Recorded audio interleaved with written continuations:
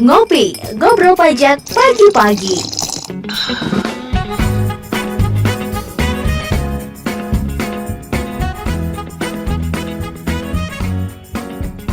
Delapan poin lima Radio The Meaning Station. Hai, halo, assalamualaikum. Apmeni, apa kabarnya pagi hari ini? Semoga sehat dan semangat ya. Senang sekali kembali hadir. Ada ngopi ngobrol pajak pagi-pagi setiap hari Rabu ya, dari jam 9 sampai jam 10 pagi. Dan sudah siap di live Instagram Radio SMG. Ini teman-teman dari KPP Pratama Semarang Timur ya. Ini tumben ya. Rame-rame ya. Halo, ada Mas Fadil. Apa kabar Mas Fadil? Apmenia, apa kabar semua? Baik. Ada juga Mbak Zizu. Halo, selamat pagi. Apa kabar? Sehat, Menia, gimana kabarnya? Iya, semoga semuanya sehat-sehat ya. Dan juga ada Mas Oki. Halo Mas Oki, udah nggak di private ya? Udah barusan. Udah barusan.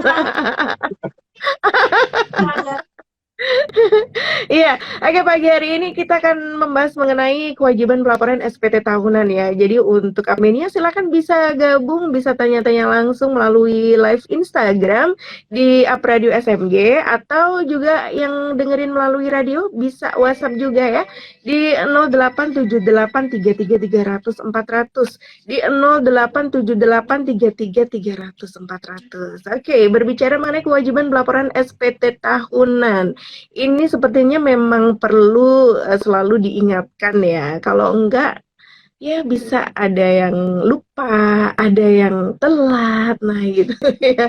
Atau mungkin untuk adminnya yang baru-baru ini kan banyak sekali nih wajib pajak baru. Nah ini perlu edukasi juga nih mengenai pelaporan SPT tahunan. Silahkan. Ya. Siapa dulu nih? Ya, siapa? Iya, Mbak Hana. Jadi kedengeran ya suaranya, Mbak? Kedengeran. Jadi seperti tahun-tahun sebelumnya, kewajiban kita sebagai wajib pajak adalah salah satunya adalah melaporkan SPT tahunan ya. Kalau untuk orang pribadi, batas waktunya 31 Maret di setiap tahunnya. Jadi sebenarnya masih ada banyak waktu nih Mbak, kurang lebih 2 bulan. Kalau sudah semuanya syaratnya sudah, kelengkapannya sudah ada saat ini, alangkah baiknya kalau ayo kita laporkan segera. Kalau bisa sekarang, kenapa harus nanti gitu ya? Gitu kurang lebihnya. Betul. Iya, tadi Mbak Jizu mengatakan kalau kelengkapannya sudah ada. Nah, ini kelengkapan yang seperti apa nih yang harus dipersiapkan sama wajib pajak untuk pelaporan SPT tahunan? Iya. Siapa nih menjawab? Ya. Coba jawab nih Mbak. Bingung ya. Jadi kan gini, untuk yang ya. Ya, halo. Jadi gini, ini untuk yang orang pribadi kan 31 Maret ya tadi ya. Jadi untuk pribadi itu bisa dibagi dua. Itu untuk yang usahawan atau yang karyawan. Kalau usahawan itu sudah WPU UMKM itu kan sudah setor per bulannya. Nah, tinggal direkap aja penghasilan brutonya atau omsetnya sama setorannya. Itu syarat yang usahawan. Kalau untuk yang karyawan itu bukti potong dari kantornya itu disiapkan dulu. Soalnya tanpa itu kita nggak tahu rincian penghasilan kita yang kita terima dalam setahun kemarin berapa gitu kan. Oke. Nah, Mas Oki, kalau dua-duanya, kalau karyawan dan juga usahawan bagaimana? Alhamdulillah ya. Alhamdulillah, berarti kan bayar pajaknya lebih banyak ya Mbak ya. Ya, jadi juga disiapkan juga nanti dipakai formulirnya yang 1770 gitu Mbak. Oke, ini berarti ada beberapa formulir ya yang untuk pengisian SPT tahunan ya. Nah, ini untuk pengkategoriannya seperti apa nih untuk formulirnya? Silakan Mas Fadil mungkin. Wah, jadi kita ingetin lagi, mungkin teman-teman yang lupa atau yang belum tahu, kalau di pajak itu secara umum itu kebaginya dua, orang pribadi, badan hukum, gitu ya. Nah, orang pribadi sendiri itu kode SPT-nya 1770. Itu lengkap SPT-nya, maksudnya inti SPT tahunan adalah melaporkan selama 1 tahun itu kita dapat duit dari mana aja sih gitu. Mungkin ada yang dari usaha, ada yang dari karyawan, ada dari hibah, ada dari pasar saham, ada jualan online gitu ya.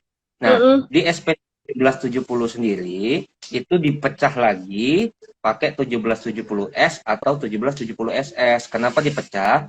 Tujuannya hanya penyederhanaan. Jadi kalau misalnya posisi kita hanya sebagai karyawan, tidak ada usaha, penghasilan setahun masih di bawah 6 juta, itu kita kasih.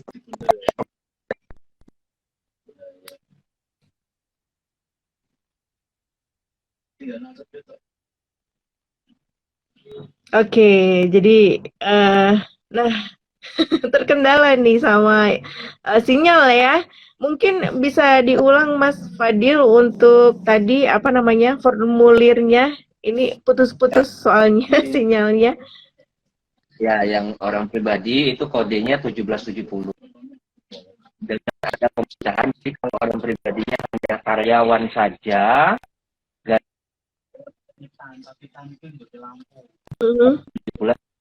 SS. SS itu singkatan sangat sederhana, jadi formnya hanya 1 lembar gitu maksudnya.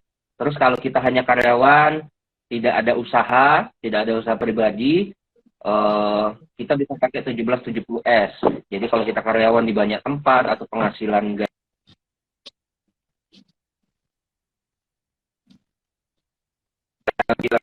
kita kerja, usaha juga jalan alhamdulillah gitu kan. Itu kita pakai formnya balik ke awal 1770. Jadi isian formnya hanya lebih lengkap gitu kira-kira. Oke, baik. Tapi sebetulnya seberapa penting sih untuk pelaporan SPT ini? Mungkin penting banget. Mbak Zizu atau Mas Fadil, silahkan. Penting banget ya. Jadi ketika kita sudah punya NPWP, tadi dijelaskan Kak Zizu, salah satu kewajibannya adalah melaporkan penghasilan selama setahun. Karena di Indonesia ini menganut sistem namanya self assessment system. Yang kalau bahasa Jawa bisa bahasa Jawa saya. Indonesia.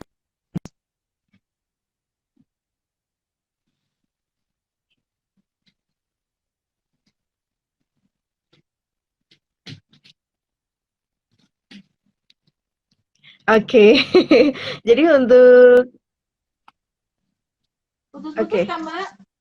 Ya, mungkin bisa diulang lagi yang baru saja, Mas Fadil. Yang mana ya? Seberapa penting Jadi, untuk SPT tahunan?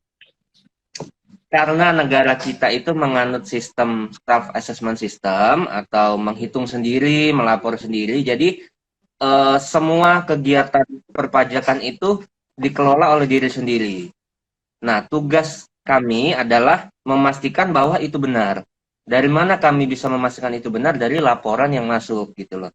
Jadi laporan itu wajib supaya kita yakin bahwa memang betul yang sudah dilakukan sama teman-teman wajib pajak semua. Kira-kira mungkin seperti itu, Mbak. Oke. Nah, ada tambahan, Mbak Zizu, silakan. Lanjut dulu, Mbak. Kita kalau ingat, saya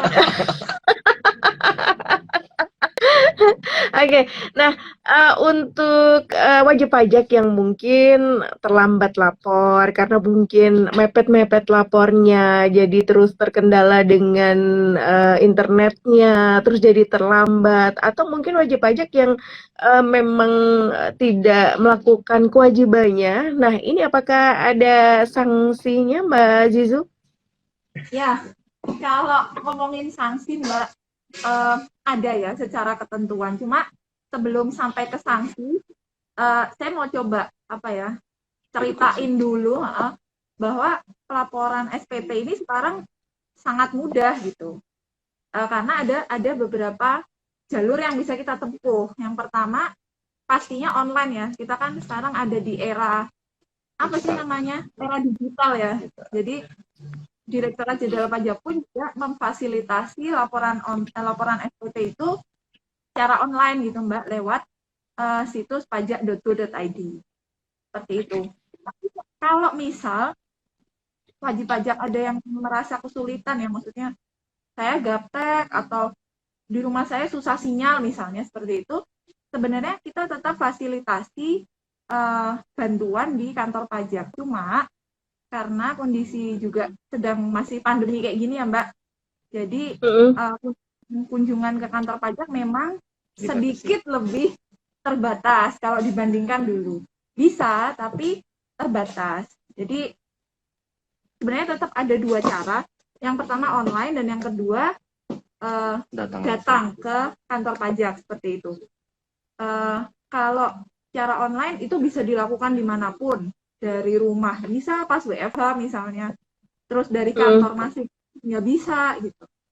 Bahkan dari kafe ya, Ki ya, nongkrong di kafe gitu, nebeng wifi ya kan, itu bisa. Gitu. Nah, kalau dengan keterlambatan tadi Mbak, misalnya apa namanya, lupa misalnya ya, lupa nih, sanksi untuk wajib pajak orang pribadi 100.000 Mbak Hana. Oke. Ada. Dan sanksi itu nanti dibayarkan setelah ada surat tagihan pajak atau STP yang dikeluarkan, diterbitkan oleh kantor pajak seperti itu. Oke. Kemudian untuk pembayaran sanksinya dilakukan di mana Mbak Zizu? Untuk pembayaran sanksi sama Mbak dengan pembayaran pajak dengan lewat namanya ID billing ya. Bikin ID billing dulu. Bikin ID billing dengan kode pajak tertentu, ada nanti panduannya, dan itu dibayarkan bisa lewat bank atau lewat kantor pajak. Mobile banking. Mungkin bisa ya? Iya. Mobile banking, internet banking pun bisa. Internet banking juga bisa. Oke, jadi pembayarannya nggak ke kantor pajak ya, langsung tadi ya, melalui mobile banking. Gimana? Kantor pajak tidak menerima pembayaran, hanya laporan saja. Hanya laporan saja ya.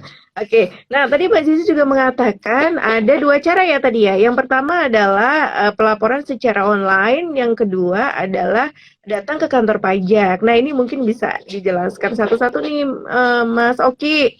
Kalau pelaporan secara online, nah ini menggunakan apa nih untuk pelaporannya? Kalau online itu kami dari DJP itu sudah menyediakan laman situs sendiri, itu djp.pajak.go.id gitu.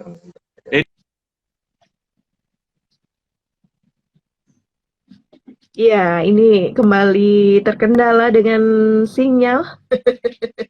Jadi untuk adminnya yang mungkin ingin melakukan pelaporan pajak, tadi ya sudah disampaikan bisa melalui online ataupun datang ke kantor pajak. Nah, Mas Oki silakan diulang lagi karena tadi terkendala sinyal. Kalau melalui online bagaimana? Di online kan tadi di situsnya ya Mbak ya, djponline.pajak.go.id. Tapi untuk bisa login di situ kan kita harus registrasi. Ya. Nah, registrasi awal itu kita membutuhkan EVIN. Nah, ini harus diaktifkan dulu. Untuk apa? Untuk bisa registrasi. Dan EVIN ini pun kalau EVIN ini juga digunakan saat kalau kita lupa password, terus lupa email yang kita pakai yang mana, itu risetnya untuk pakainya EVIN ini gitu. Jadi langkah awalnya EVIN harus diaktifkan dulu gitu Mbak. Oke, cara mengaktifkan EVIN atau bagaimana cara wajib pajak mendapatkan EVIN tersebut nih Mas Oki? Ya gini, jadi setiap NPWP itu sebenarnya sudah punya EVIN. Masalahnya sudah diaktifkan. Kalau sebelum pandemi itu biasanya langsung datang ke kantor pajak itu diaktifkan. Tapi sekarang karena kondisi seperti ini itu biasanya dikirim email ke kantor masing-masing Mbak, ke kantor terdaftarnya masing-masing. Permohonannya dikirim lewat email. Nanti akan dibalas kalau sudah lengkap, sudah diaktifkan, nanti akan dibalas lewat email juga. Tapi kalau biasanya kalau ada yang kurang, pasti juga dibalas kekurangannya apa. gitu. Oke, syaratnya sendiri yang harus disiapkan wajib pajak untuk mendapatkan e-fin apa saja nih, Mas Oki? Nah, atau ganti Mbak? Masuk ya. Oh Gimana? ya, jadi kalau ini masih ke orang pribadi dulu ya Mbak ya. Kalau orang Maaf. pribadi itu yang jelas formulir, terus fotokopi KTP, fotokopi NPWP, dan Mm-mm. foto selfie beserta sambil pegang KTP-nya. KTP.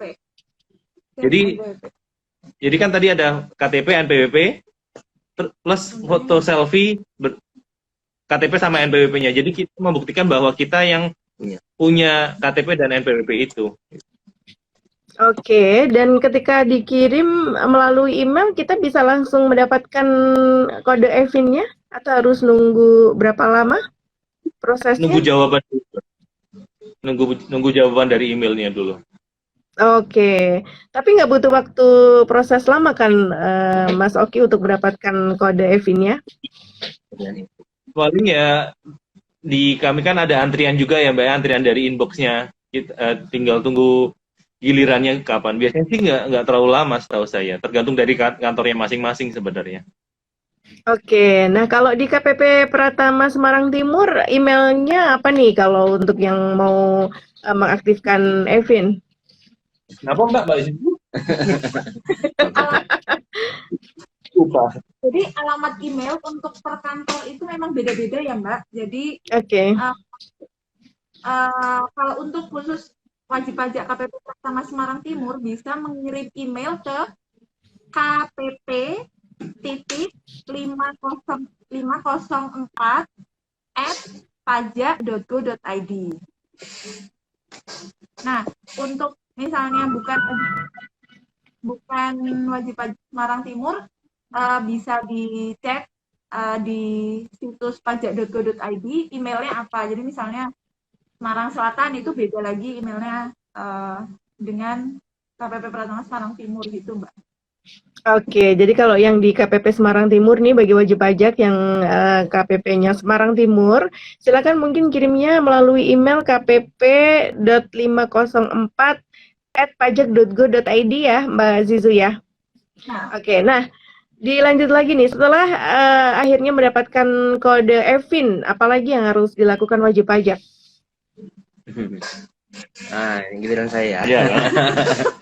Jadi tadi Kak Oki, intinya kan lapor online itu kita lapor lewat website DJP online tadi. Untuk bisa lapor di sana kita bikin akun. Bikin akun syaratnya e-fin. Jadi setelah kita punya e-fin, kita langsung buka situsnya dan kita klik registrasi di situ. Nanti diikutin aja langkah-langkahnya di sana. Kita nginput NPWP, input nama, input e-fin-nya, input email kita, input nomor telepon kita gitu. Nanti ada verifikasi masuk ke email, kita klik. Ya mirip kalau kita bikin akun medsos gitu. Sampai nanti email masuk bahwa kita sudah berhasil registrasi. Nanti kita tinggal login aja sesuai NPWP dan password yang kita bikin sebelumnya gitu. Saya rasa teman-teman yang biasa bermedsos familiar lah ya, familiar dengan ini. cukup Iya. mudah. Sama aja, langkahnya sama aja. Oke, ini sudah ada pertanyaan yang bergabung dari Pak Sigit. Selamat pagi, Pak Sigit. Ini saya mau tanya, saya karyawan dan saya menanggung anak-anak dari kakak saya yang sudah meninggal. Sekarang anaknya saya yang mengasuh. Apakah itu bisa masuk tanggungan dalam pajak atau bagaimana? Karena saya belum menikah. Baik, terima kasih Pak Sigit. Saya coba jawab.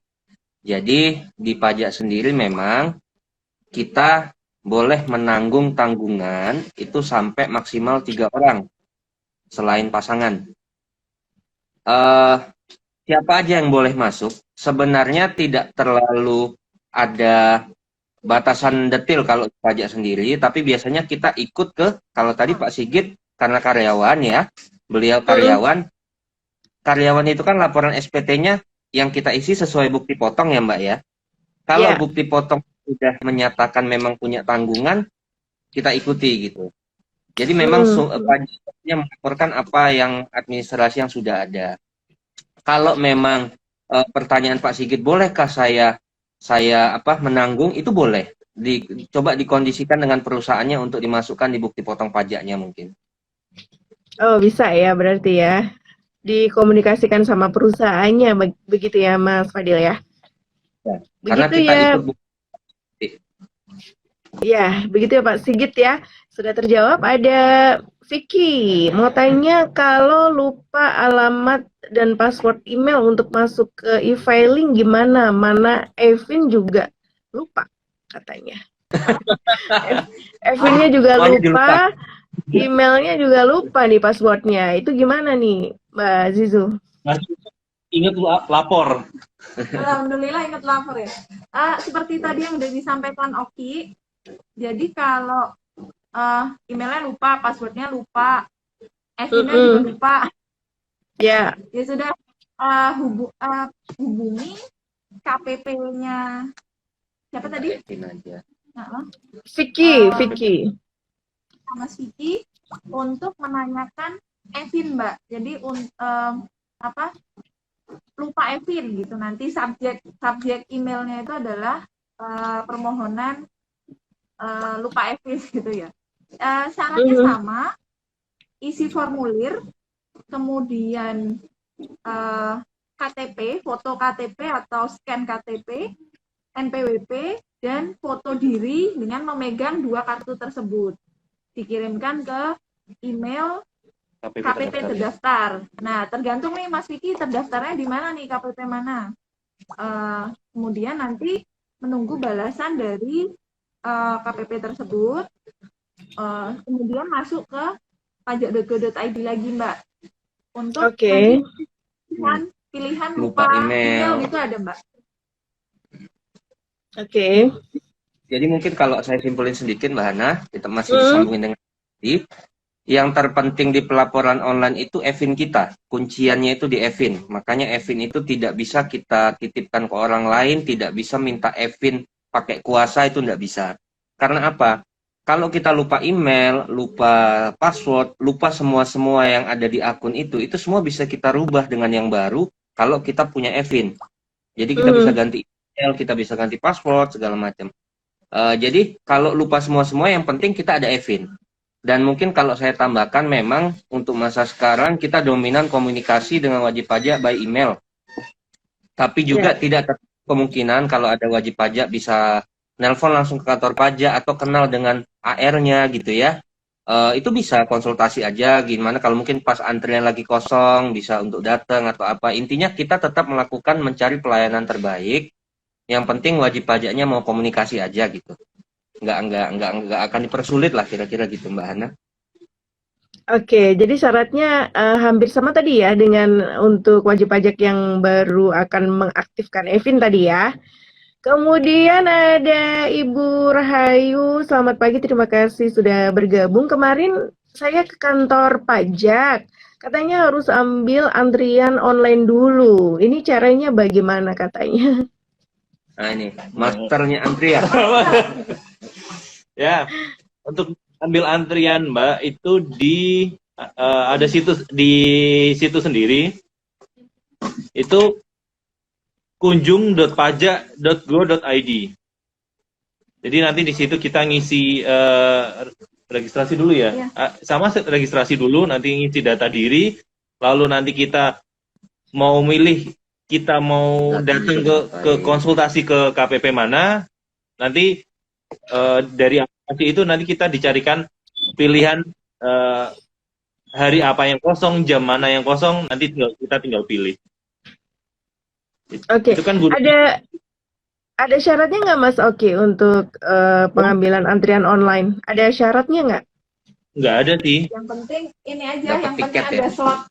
Ada slot kosong, Mbak. Disesuaikan pas kosongnya kapan, harinya apa, jam berapa gitu. Oke, nanti kalau sudah dapat antrian apa yang harus dilakukan sama wajib pajak di kantor pajaknya? Nanti kan kita kalau sudah dapat, nanti kan kalau kita sudah ngambil waktunya, kita kan dapat tiketnya ya. Datang sesuai jamnya, mungkin ya setengah jam, satu jam, setengah jam sebelumnya kita sudah datang, kita tunjukkan ke di depan pengarah layanan, itu tunjukkan tiketnya, nanti Pak nanti akan dibantu di petugas yang di kantor pajak. Oke, nah kalau di kunjung pajak itu untuk pengambilan tiketnya ada ininya nggak sih? Misalnya nih khusus untuk antrian SPT atau khusus untuk NBWP atau bagaimana gitu? Mungkin bisa dijelaskan juga. Ininya keperluannya masing-masing itu ada apa namanya pilihannya, dan nanti pasti di aplikasi nanti akan dipilah sendiri nanti. Jadi tidak menumpuk hanya cuma satu antrian sebenarnya di aplikasi itu. Oke, pilihannya ada apa saja nih, Mas? Oke. Ada mengenai apa konsultasi umum, Mbak. Jadi konsultasi mengenai perpajakan secara umum. Kemudian ada konsultasi mengenai yang lebih ke teknis, biasanya ke aplikasi. Jadi e-faktur, SPT dan seterusnya, Bupot dan seterusnya. Kemudian ada juga janji temu ya. Iya, di janji temu. Ada janji temu itu antrian yang khusus mengarah.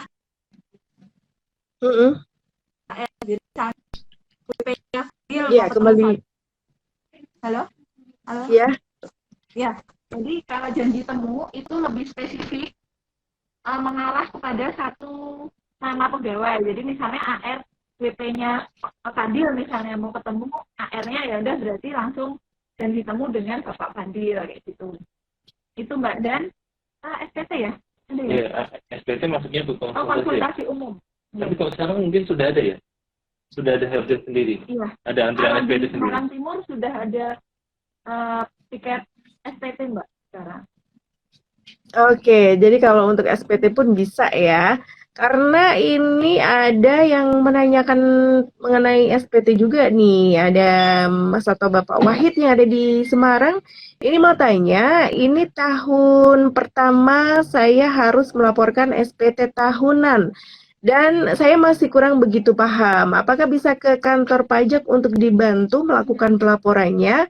Karena kalau melalui online, saya makin nggak paham ini. Tolong dibantu saya kalau nggak salah masuknya di KPP Pratama Semarang Selatan. Oh iya. Ayo, Kakak. Terima kasih Pak Wahid ya, Pak Wahid. Baru pertama kali ingin lapor SPT, masih bingung semuanya, dijelasin online tambah bingung. Ya mungkin bisa Bapak buka yang aplikasi kunjung pajak tadi, Bapak pilih untuk konsultasi ke KPP Selatan. Nah, nanti di KPP Semarang Selatan dijelasin. Nanti Bapak ceritakan saya mau lapor SPT, belum tahu apa-apa. Nanti bisa kita arahkan mana yang paling cepat untuk Pak Wahid lakukan dulu. Apakah harus urus admin dulu, atau misalnya langsung kita bantu data-datanya, apakah pegawai atau usaha, langsung kita bantu rekap segala macam. Itu nanti kebijakan masing-masing kantor. Yang pasti kalau memang ada kebingungan dalam hal apapun, tinggal kontak aja kantor pajaknya, mau janji temu, mau telepon, itu bisa dilakukan untuk Pak Wahid. Oke, mungkin untuk kontaknya bisa melalui di akun Instagram ya, Mas Fadil ya. Untuk akun Instagram khusus KPP Pratama untuk Semarang Selatan ya. Bisa. Pajak. Kalau di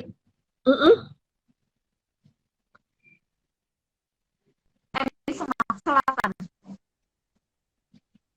Pajak SMG. Semarang Selatan ya. SMG. Coba saya cek dulu deh. Kayaknya sih itu.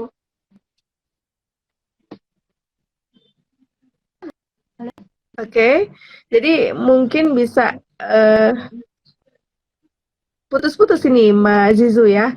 Mungkin Mas atau Bapak Wahid bisa langsung ngecek ya di Instagram, akun Instagram di Pajak Semarang Selatan mungkin ya, atau KPP Semarang Selatan. Mungkin nanti akan ada pilihan-pilihan yang keluar, nanti bisa dilihat di sana ada lengkap, ada email, ada kontaknya juga di situ, WhatsApp dan lain sebagainya untuk konsultasi seperti itu ya. Semoga sudah jelas untuk Bapak Wahid yang ada di Semarang. Terima kasih atas pertanyaannya.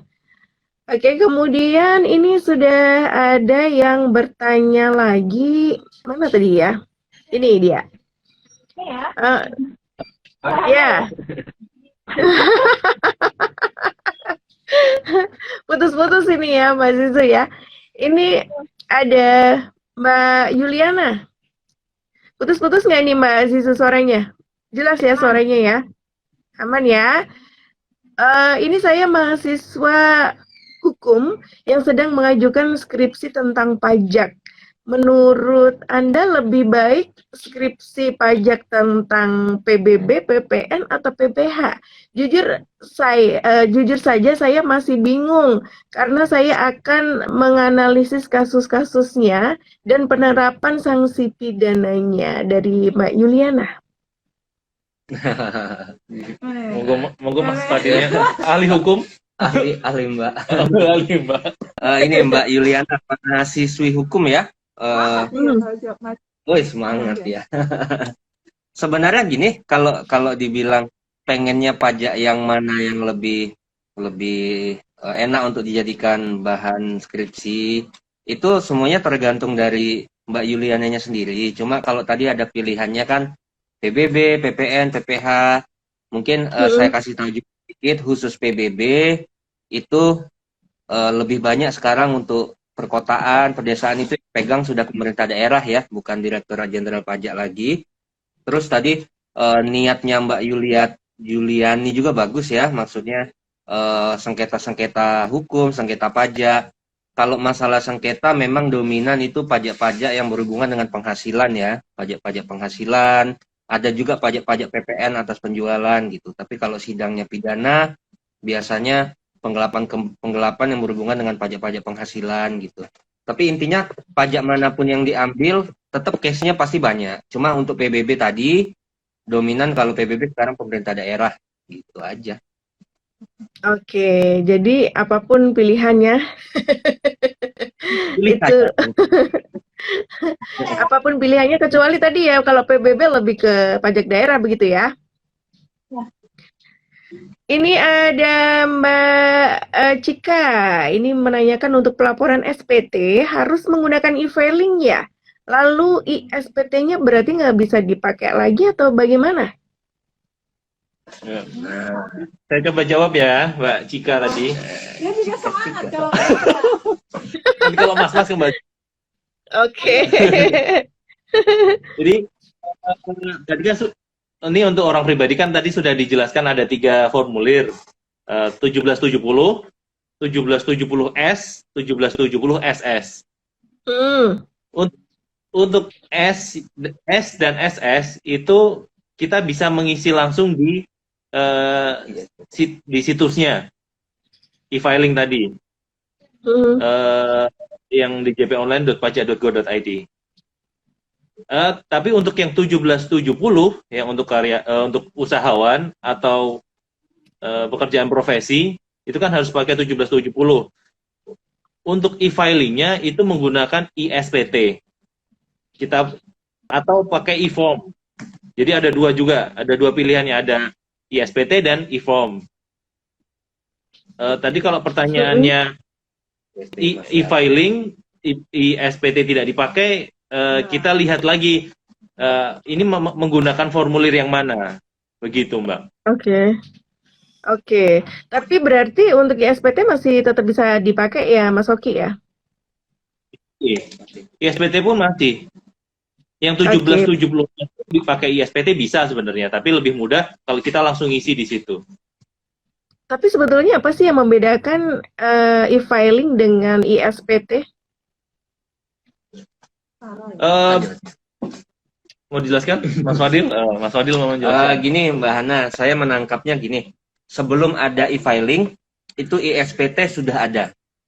ISPT itu dikonsepkan pengisian SPT-nya itu di komputer atau laptop, nanti bentuknya file. Jadi laporannya bukan dalam bentuk kertas. Dan dulu file itu dilapor manual ke kantor pajak. Oke. Pakai tanda terima biasa, hanya bedanya ini bentuk file. Nah, kalau e-filing itu kita kerjainnya langsung di situs. Nanti tanda terimanya pun masuk email. Jadi tanda terimanya pun sudah tidak dalam bentuk fisik. Sekarang kalau kita mau nanya bedanya ISPT sama e-filing apa? ISPT itu adalah SPT yang bukan dalam bentuk kertas, bentuknya file itu aja. Apakah masih ada? Masih. Seperti yang dijelaskan sama Mas Oki barusan. Mungkin gitu Mbak Hana. Oke. Baik, ini sebetulnya masih ada beberapa pertanyaan, hanya saja waktu kita yang terbatas nih. Nah, mungkin yang terakhir yang mau disampaikan untuk Apmenia terkait tema kita pagi hari ini. Silahkan, siapa? Jadi terima kasih teman-teman Apmenia semua yang sering ngikutin kita ngobrol pajak pagi-pagi. Ini sudah musim SPT. Ayo kita semua lapor SPT. Kalau lupa e-file, lupa apa semua, kontak aja kantor pajak. Kontak kantor pajak bisa lewat telepon, bisa lewat email, atau datang langsung tanya ke security, nanti dibikinkan janji temu, itu semua bisa. Yang penting apapun yang ingin teman-teman Apmenia wajib pajak lakukan untuk lapor, kita pasti bantu. Yang penting komunikasiin aja. Mungkin dari saya itu Mbak Hana. Ya, saya nambahin sedikit, masih nyambung dari apa yang dikatakan Fadil. Jadi jangan sampai ketika ada permasalahan, ada kendala, teman-teman ini diam gitu loh. Jadi mau nanya takut dan seterusnya. Enggak kok, di kantor pajak itu enggak semenakutkan itu. Contohnya mereka ini sampel 2, salah 2 dan sebagainya. Jadi cute ini gitu orang-orang jadi nggak galak ya. Iya enggak ada yang galak. Jadi apapun kendalanya, tolonglah komunikasikan. Kalau ada nomor telepon AR-nya hubungi. Kalau nggak ada silahkan datang. Kalau nggak berani datang karena pandemi, telepon. Kalau telepon masih susah juga, email dan sebagainya, atau di IG juga bisa. Jadi sangat banyak saluran. Tolong wajib pajak dan Apmenia yang mendengarkan jangan hanya aduh ada kendala ya udahlah nggak usah, jangan seperti itu. Jadi mumpung masih banyak waktu, ayo kita diskusikan apa yang jadi kendala, kita cari solusi, kita sama-sama taat, kita sama-sama patuh menjadi wajib pajak yang baik gitu ya. Oke, siap. Ada tambahan atau sudah cukup? Mau nambahin dikit aja boleh? Oke, boleh. Dalam sebuah hubungan itu kan yang penting komunikasi ya Mbak. Saya hanya menyimpulkan dari Mbak Zitu tadi, jadi yang penting intinya itu komunikasi. Dari kantor pajak, contoh Semarang Timur itu sudah membuka istilahnya live dengan Ugris, terus buka sosialisasi segala macam, tapi itu tidak ada arti kalau dari wajib pajak tidak mau komunikasi dengan kami. Itu aja. Ya, baik. Terima kasih Mas Oki, Mbak Zizu, dan juga Mas Fadil. Semoga sehat-sehat selalu. Salam buat teman-teman KPP Pratama Semarang Timur. Semoga kapan-kapan bisa talk show lagi ya. Amin, amin. Oke. Terima kasih dan juga Apmenia terima kasih atas kebersamaan Anda. Hana juga harus pamit. Selamat pagi, selamat kembali beraktivitas dan sampai jumpa. Disiarkan langsung dari Menara Universitas PGRI. Up Radio. Jalan Sidodadi Timur, nomor 24 Semarang. Inilah 98.5 FM. Up Radio, the Meaning Station.